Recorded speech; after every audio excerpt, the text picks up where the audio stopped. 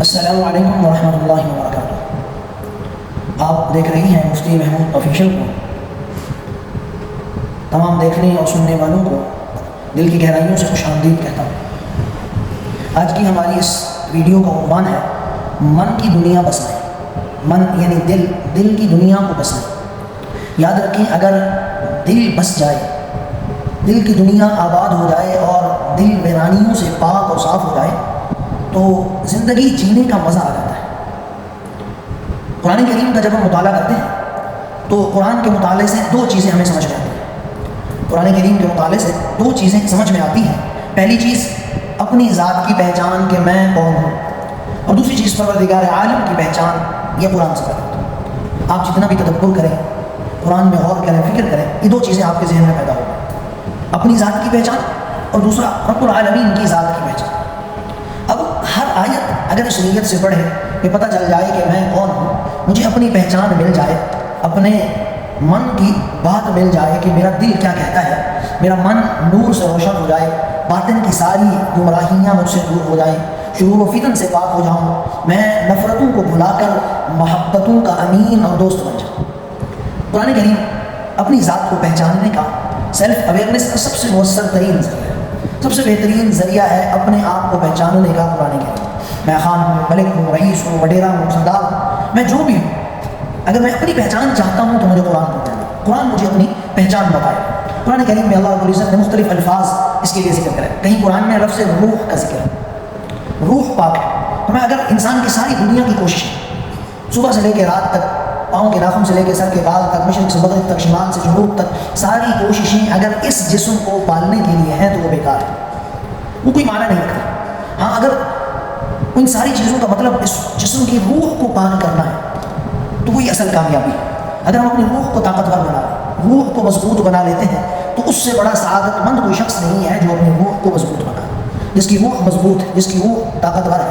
اس لیے کہ جسم کی بالیدگی، روح کی بالیدگی صحیح ممکن ہے۔ اگر روح پاک ہے، اگر روح صاف ہے تو جسم بہت صاف ہو جائے گا، جسم پاک ہو جائے گا۔ روح کی پاکیزگی کے بعد آپ یہ سوچے گا کہ زمان و مکان سے میں بڑا بلند ہوں، یہ جو چہروں پر تھکان ہے، چہروں پر ناگواری ہے، میں ان چیزوں سے بڑا بلند ہوں۔ قرون اولیٰ کے لوگوں کی طرح چہرے تر و تازہ نظر آئیں گے۔ اگر ان کے چہرے کو دیکھیں گے تو ایسا لگے گا کہ قرون اولیٰ کے چہروں کو آپ دیکھ رہے ہیں۔ یعنی قرآن کریم میں اطمینان قلب کا تصور دے کر بڑی عجیب باتیں بیان فرمائی ہے۔ یعنی اطمینان قلب کا تصور دے کر اس دل کو شانت کر دیا، من کو شانت کر دیا قرآن کریم۔ ہاں، اگر دل ٹھہر جائے تو اور کیا چاہیے آپ کو؟ اور کیا چاہیے؟ اگر دل کو سکون آ جائے، اگر دل میں مزہ آ جائے، قرآن نے وہ سارا طریقہ بتا دیا، وہ سارے اسباب بتا دیے جن کو اختیار کر کے ہم اپنے دل کو مطمئن کر سکیں۔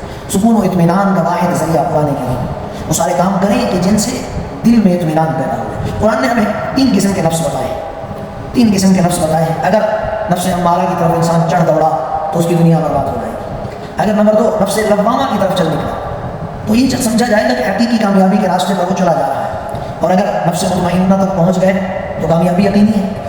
امارہ نفس برباد کرنے والا ہے، لوامہ کامیابی کی طرف لے کر چلنے والا ہے، مطمئنہ جب پہنچیں گے تو انسان کامیاب ہے۔ قرآن کریم نے ان تینوں قسموں کا تصور بیان، قرآن کے علاوہ کسی اور کتاب نے یا کسی اور شخصیت نے نفس کی ان اقسام کا تصور نہیں کیا، قرآن نے ان کا تصور کو بیان کیا۔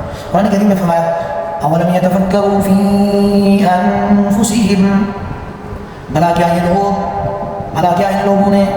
انہوں نے اپنے نفسوں میں غور نہیں کیا، اپنی جانوں کے اندر، اپنے جسموں کے اندر غور نہیں کیا۔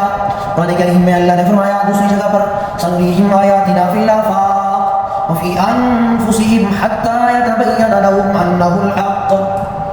فرمایا اللہ رب العزت نے کہ ہم انہیں اپنی نشانیاں کائنات میں بتدریج دکھائیں گے، نشانیاں دکھائیں گے، خود ان کے اپنے نفسوں کے اندر بھی دکھلائیں گے، یہاں تک کہ یہ بات کھل کر سامنے آ جائے گی کہ یہ حق ہے۔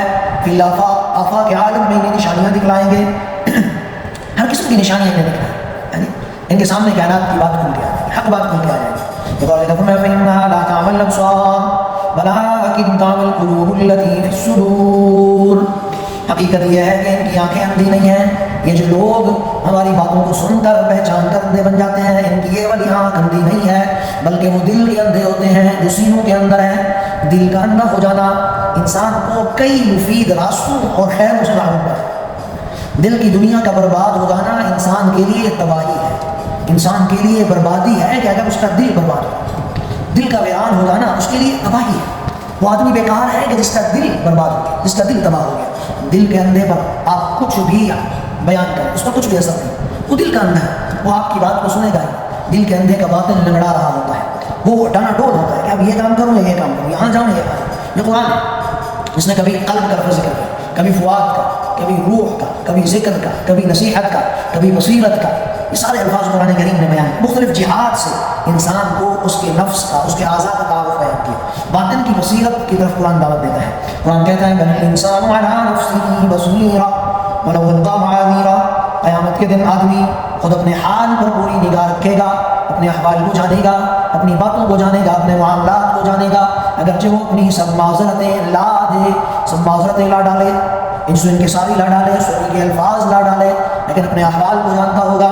یہ اللہ رب العزت نے قرآن میں الفاظ ذکر کیا۔ یہ دعوت دیتے ہیں انسان کو اس کے باطن کی دعوت دیتے ہیں، انسان کو بصیرت کی دعوت دیتے ہیں کہ اصل چیز وہ باطنی دنیا ہے کہ اے انسان جس کو تو نے آباد کرنا ہے۔ اگر تیرا باطن آباد ہے تو کائنات تیرے لیے روشن ہے، اگر تیرا باطن ویران ہے تو پھر سب کچھ برباد ہے۔ جس کا باطن آباد وہ اس کائنات کو نئے زاویے سے دیکھتا ہے، وہ اس کائنات کو نئے انداز سے دیکھتا ہے۔ جس کا باطن آباد وہ دنیا کی حوث کو چھوڑ دیتا ہے، جس کا باطن آباد وہ فضول کاموں کو اور فضول حرکتوں کو چھوڑ دیتا ہے، جس کا باطن آباد وہ لاہ و لعب کو چھوڑ دیتا ہے۔ جس کا باطن آباد ہے وہ کائنات پر حکمرانی کر سکتا ہے۔ یہ فرنگی دنیا پر حکومت کر سکتے ہیں لیکن دل کی دنیا پر ان کا راج نہیں چلتا۔